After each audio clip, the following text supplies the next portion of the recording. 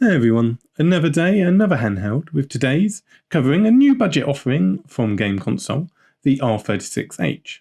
As the name suggests, the R36H is a horizontal version of their R36 budget handheld, currently hovering around the $35 to $40 mark during the AliExpress promotional sales, certainly making a consideration for both gift purchases and those looking to dip their toe into retro gaming handhelds.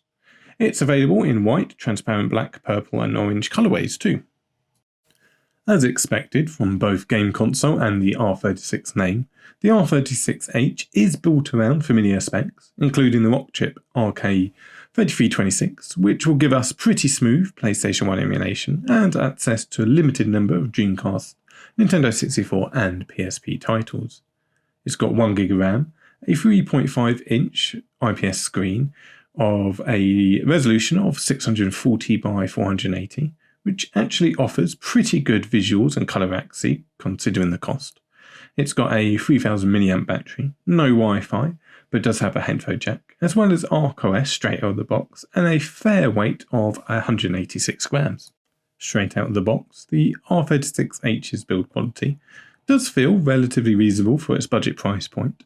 It's a classic candy bar design, which isn't uncomfortable to hold, and has a relatively nice weight to it too.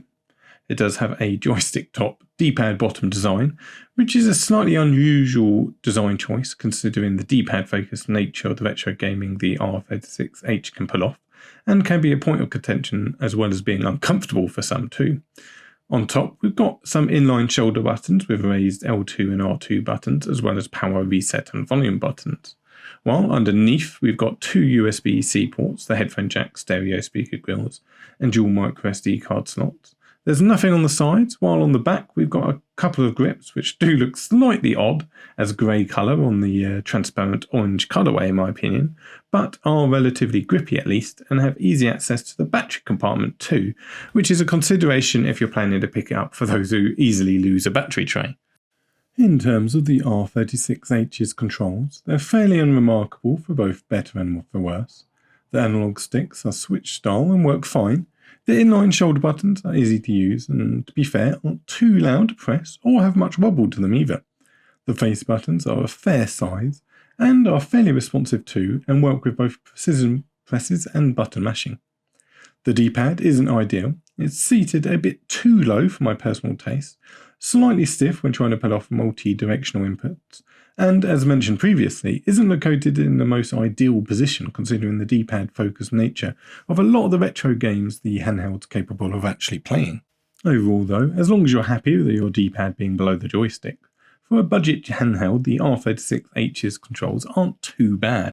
In terms of firmware, the R36H comes shipped with ArcOS, which will ultimately give you everything you need, though I did come across a few bugs that I've not seen with ArcOS before.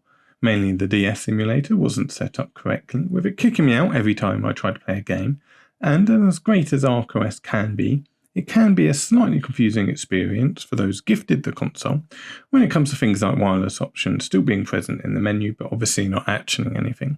Still, even considering the DS crash out bug, it's still leagues above the majority of firmware that's shipped in budget handhelds, thanks to just how strong the base of ArcOS actually is. With that said though, I'll cut some gameplay footage now, before summarising back up at the end.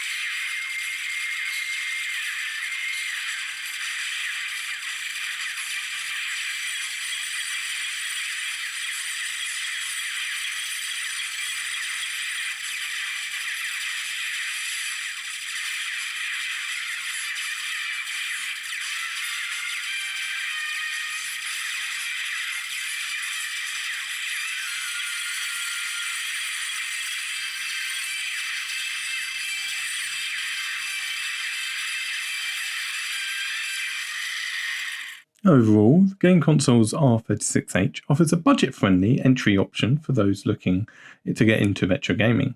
The hardware, software, and overall build quality isn't bad at all for the asking price, especially if you're able to pick one up during the many AliExpress promotions. It may not be a handheld of the year contender, but it certainly provides a functional and accessible way into retro gaming handhelds. That's it for now though. Please do let me know your thoughts in the comments, and thanks so much for watching.